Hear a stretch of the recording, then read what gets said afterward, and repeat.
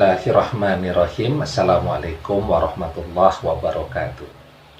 Bapak-bapak, ibu-ibu, mas-mas, mbak-mbak, adik-adik sekalian yang dirahmati Allah, kembali di IIP Channel bersama saya IIP Wijayanto. Kali ini kita akan mengupas tema tetap berkah meskipun menikah tanpa mendapatkan restu dari orang tua, ya. Kita bisa melihat dalam perjalanan sejarah umat manusia, ada begitu banyak orang yang kemudian terpaksa harus menikah dalam keadaan tidak mendapatkan restu dari orang tua. Bisa jadi karena orang tua memang tidak setuju dengan pilihan tadi karena tidak memenuhi selera dari orang tua. Bisa jadi karena faktor mungkin orang tua menilai bahwa anak-anak ini masih terlalu belia, masih kuliah, belum bisa mencukupi kebutuhannya sendiri, ya. Bisa jadi karena faktor orang tua sudah punya calon yang lain, ya, sementara anak punya pilihannya yang lain.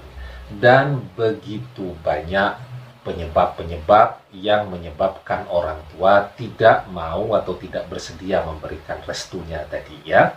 Nah, pertanyaannya kemudian, apakah pernikahan tanpa mendapatkan restu dari orang tua tadi itu akan menjadi pernikahan yang berkah, ya?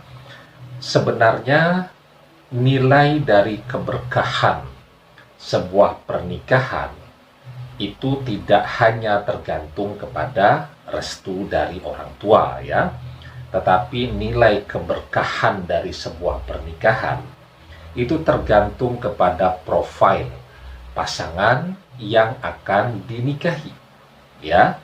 Jadi di dalam sebuah hadis Rasulullah SAW bersabda, tunkahul mar'atul arba'in limaliha wali hasabiha wali jamaliha wali diniha fa'alaika bizatiddin taribat yadak, ya.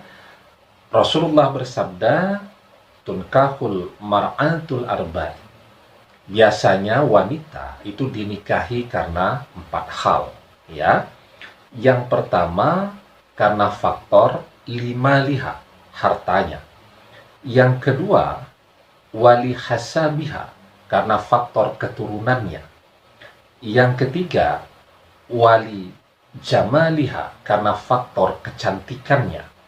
Nah, yang keempat wali diniha, karena faktor agamanya. Nah, dari keempat faktor ini kata Rasulullah, fa'alaika bizatiddin taribat yadak, jika engkau pilih karena faktor agamanya, maka kedua belah tanganmu akan diberkahi, ya. Artinya apa? Artinya hidup akan diberkahi jika seseorang memilih suami atau istri karena faktor agamanya yang baik, ya.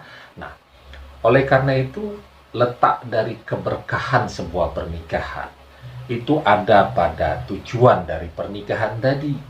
Ada orang yang menikah karena faktor mengejar harta. Ada orang yang menikah karena faktor mengejar keturunan atau nasab yang mulia. Ada orang yang menikah karena mengejar faktor fisik, kecantikan dan ketampanan. Tetapi ketika orang menikah karena faktor, oh dia agamanya baik, insya Allah dia akan menjadi suami, akan menjadi istri yang baik, karena dia adalah orang yang istiqomah di dalam melaksanakan agama di dalam kehidupannya sehari-hari, maka orang tersebut akan mendapatkan keberkahan di dalam pernikahannya, ya. Nah, oleh karena itu di dalam kehidupan nyata ada banyak sekali orang yang terpaksa mengawali pernikahan tanpa mendapatkan restu dari orang tua. Dan pernikahan mereka langgeng sampai kakek nenek, punya banyak cucu, dan hanya kematian atau ajal yang memisahkan setelah mereka tua. Tetapi tidak sedikit juga kan kita lihat di acara-acara infotainment, orang yang menikah dengan mendapatkan restu yang utuh dari orang tua kedua belah pihak. Pesta pernikahan diselenggarakan dengan begitu mewah, begitu megah ya. Ada foto prewedding yang mahal dan seterusnya. Tetapi faktanya pernikahannya tidak bisa bertahan lama, hanya bertahan seumur jagung ya. 3 bulan sudah rame, sudah muncul lagi beritanya di infotainment saling menggugat cerai. Yang demikian juga banyak ya. Nah, kenapa terjadi demikian padahal mendapatkan restu dari kedua belah pihak? Karena parameter tujuannya tadi orientasinya duniawi. Orientasinya faktor mal tadi. Orientasinya faktor kedudukan atau keturunannya tadi. Orientasinya hanya karena faktor cantik atau tampannya, bukan karena faktor tujuan akhirat. Karena itu, ketika orang menjadikan akhirat sebagai tujuannya, agama sebagai tujuannya, maka insya Allah apapun awalan dari pernikahan tadi akan menjadi pernikahan yang berkah ya.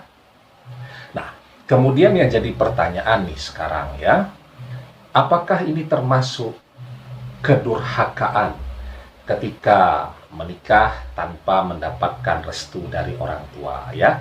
Tentu kan anak sudah mencoba mengkomunikasikan kepada orang tuanya, boleh tidak nih saya menikah dengan yang bersangkutan, saya memilih dia karena dia agamanya baik. Kemudian orang tua ternyata menolak ya. Nah, maka mentaati Allah ya, artinya ketika kita memilih orang yang agamanya baik itu dalam rangka untuk mentaati Allah, itu jauh lebih penting lagi, karena itu tujuan hidup kita ya. Mentaati orang tua iya, tetapi dalam hal yang ma'ruf. Ketika orang tua menolak kepada hal yang ma'ruf, menolak kepada hal yang baik, maka tidak ada ketaatan terhadap orang tua yang demikian ya. Di dalam sebuah hadis Rasulullah Shallallahu Alaihi Wasallam bersabda, as-sam'u wa ta'atu haqqum ma lam yu'mar bil maksiyati, fa idza umira bi maksiyatin fala sam'a wa la ta'ata. Mendengar dan taat itu memang benar selama mereka tidak diperintahkan kepada maksiat. Jika memerintahkan untuk bermaksiat, tidak boleh mendengar dan taat ya. Dan di dalam hadis yang lain Rasulullah Shallallahu Alaihi Wasallam bersabda, la ta'ata fi maksiatin, innamat ta'atu fil ma'ruf. Tidak ada ketaatan di dalam maksiat. Taat itu hanya dalam hal yang ma'ruf ya. Jadi mentaati orang tua itu hanya ada di dalam hal yang ma'ruf. Ketika orang tua menolak hal yang ma'ruf, maka anak boleh untuk tidak mentaati orang tua demi pilihan mencapai sesuatu yang lebih baik, yang lebih ma'ruf tadi ya. Nah, kemudian pertanyaan selanjutnya, bagaimana nih dengan mereka ya yang kemudian memilih, ya udahlah kalau begitu, kalau orang tua tidak memberikan restu, saya tetap akan menikah dengan pilihan saya daripada saya bermaksiat dan seterusnya tadi. Apakah pilihan yang demikian itu diperbolehkan?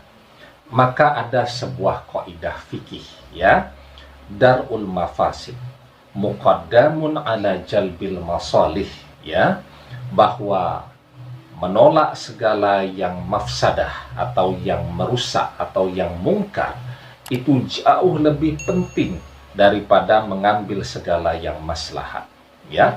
Jadi apa itu menolak hal yang mungkar? Lah kalau kemudian pernikahan itu sampai ditunda ya, ditolak dan seterusnya, sangat terbuka kemungkinan bagi mereka ini karena sudah saling senang, saling mencintai, kemudian mungkin saja mereka melakukan hal-hal yang mendekati perbuatan berdosa. Nah, maka menolak segala yang mungkar itu jauh lebih penting daripada menjaga kemaslahatan tadi agar tetap rukun dengan orang tua, dengan saudara-saudara dan seterusnya tadi, ya. Nah, pertanyaan selanjutnya, kalau kemudian yang belum menikah, kalau yang sudah menikah ya lanjutkan saja begitu, sambil diupayakan agar ada komunikasi dengan orang tua. Semoga suatu saat hubungannya bisa kembali membaik ya, dan menjadi rukun kembali secara umum ya. Tetapi bagaimana dengan mereka yang ternyata sampai saat ini belum menikah ya, karena orang tua tidak mau menjadi wali nikah untuk wanita yang akan menikah dengan seorang laki-laki yang menjadi pilihannya dan orang tua tidak memberikan restu. Siapa yang kemudian bisa menjadi wali nikah? Apalagi mayoritas kita bermazhab Syafi'i kan, yang memang mensyaratkan wali nikah tadi. Nah, maka siapa yang menjadi wali nikah bagi para wanita yang orang tuanya tidak bersedia menjadi wali nikah karena tidak memberikan restu tadi? Ya, saran saya pergi ke kantor urusan agama, ke KUA ya. Kan di tiap kecamatan ada KUA, konsultasi di sana, karena memang yang menjadi wali nikah bagi orang-orang yang tidak memiliki wali adalah petugas yang ditunjuk oleh pemerintah, dalam hal ini para penghulu yang ada di KUA. Berdasarkan sebuah hadis dari Imam Ahmad ya, Rasulullah Shallallahu Alaihi Wasallam bersabda, as-sultan waliyu man la waliyalahu. Penguasa adalah wali bagi orang yang tidak memiliki wali ya.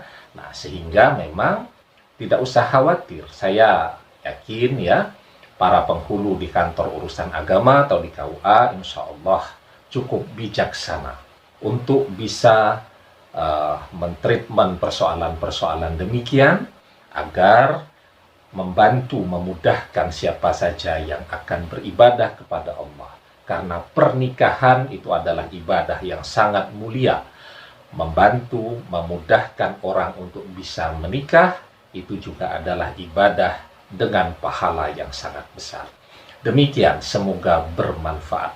Wallahu a'lam bissawab, billahi taufiq wal hidayah. Assalamualaikum warahmatullahi wabarakatuh.